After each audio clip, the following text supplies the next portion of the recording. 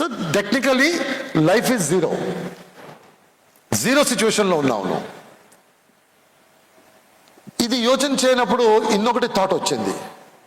ఏం థాట్ వచ్చిందంటే, ఈరోజు సపోజింగ్లీ నా మనసులో ఉంది జాబ్ పోతుంది, జాబ్ పోతే ఇలా జరుగుతుంది ఉంది.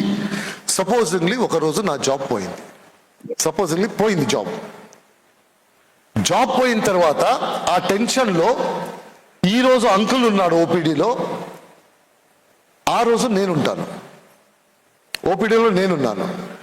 నా ఫ్యామిలీ క్యాషియర్ దగ్గర వెళ్ళి అడిగితే వాళ్ళు అని చెప్తారు 3 lakhs ఇవ్వండి.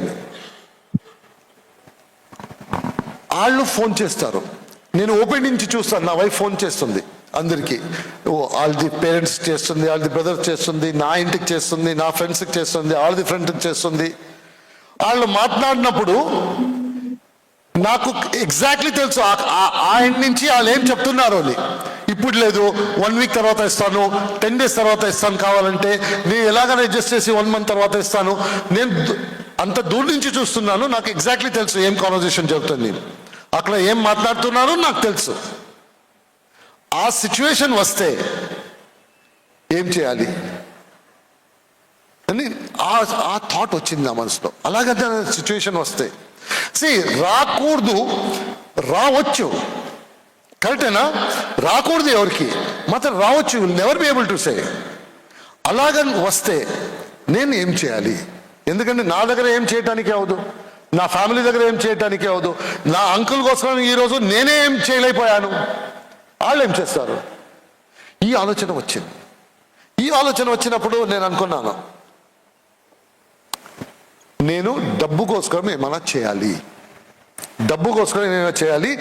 డబ్బు లేకుండా ఈ పరిస్థితి రాకూడదు. నాకు ఈ పరిస్థితి రావచ్చు, డబ్బు లేకుండా రాకూడదు. నా దగ్గర ఈ పరిస్థితి వస్తే నా దగ్గర డబ్బు ఉండాలి, నా ట్రీట్మెంట్కి ప్రాబ్లం ఉండకూడదు. అది ఆలోచన వచ్చింది. అప్పుడు వరకు ఇంకొకటి ఏం వచ్చిందంటే, ఇప్పుడు వరకు ఆలోచన చేశాను, ఇప్పుడు డిసైడ్ చేయాలి ఏమని చేయటానికి. ఆ రోజు నాకు తెలిసింది, ఆలోచన చేస్తే సొల్యూషన్ రాదు, ఆలోచన చేస్తే ప్రాబ్లం గురించి ఆలోచన చేస్తే సొల్యూషన్ రాదు, ఏమైనా యాక్షన్ తీసుకుంటే సొల్యూషన్ వస్తుంది. ఎప్పుడు